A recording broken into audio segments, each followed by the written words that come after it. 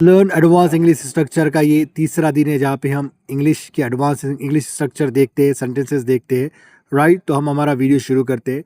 तो हमारा पहला स्ट्रक्चर है I am not use to. ये अम जो है ये I am not use to इस्तेमाल करना है और उसके साथ वर्ब का आईएनजी फॉर्म या फिर नाउन भी इस्तेमाल कर सकते हैं।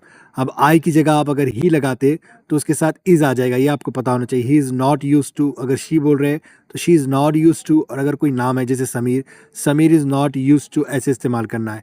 और अगर दे का इस्तेमाल कर रहे हैं तो they are not use to, वो इस्तेमाल कर रहे हैं तो we are not use to. और यू का इस्तेमाल कर रहे हैं तो you are not use to. फिर आएगा वर्ब का आईएनजी फॉर्म यानी गोइंग, कमिंग, स्लीपिंग।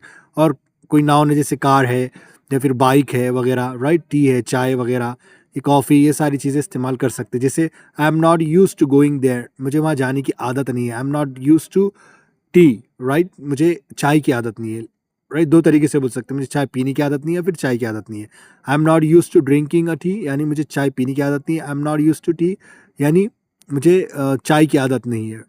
फिर देखिए इसे इंग्लिश में ऐसे समझेंगे कि समथिंग फील्स अनफेमिलियर और uncomfortable because it's not a habit.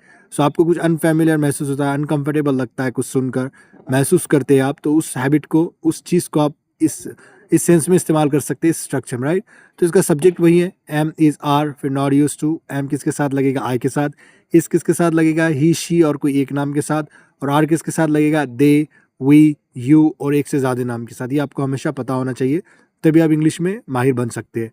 फिर इसके हम एग्जाम्पल देख लेते हैं। I am not use to waking up so early, मुझे इतना जल्दी उठने की आदत नहीं है। He is not use to this kind of weather, उसे इस तरह के मौसम की आदत नहीं है।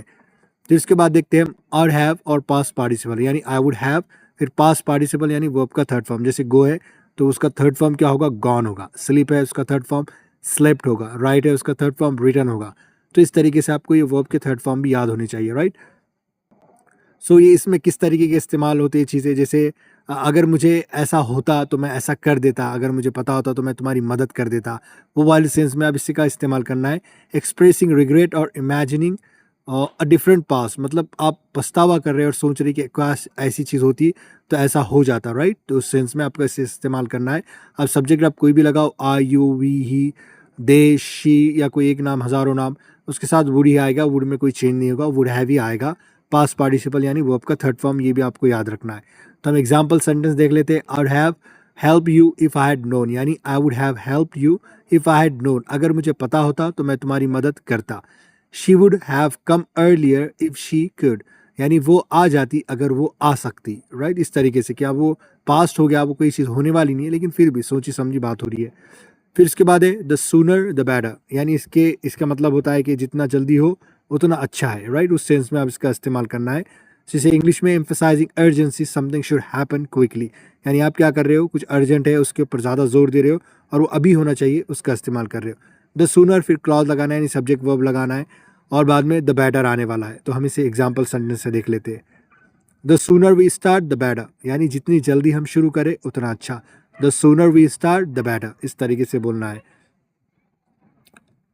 फिर इसके बाद है the sooner you tell me the better I can plan, the sooner you tell me the better I can plan, यानी जितनी जल्दी तुम बताओगे मैं उतनी अच्छी योजना बनाऊंगा या फिर प्लान बनाऊंगा। तो ये देखिए, ये हमारा आज का तीसरा दिन था। अगर आपको वीडियो पसंद आया तो लाइक करें, कुछ समझ नहीं आया तो कमेंट करें, और बहुत अच्छा वीडियो लगा तो दूसरों के साथ ज़रूर शेयर करें।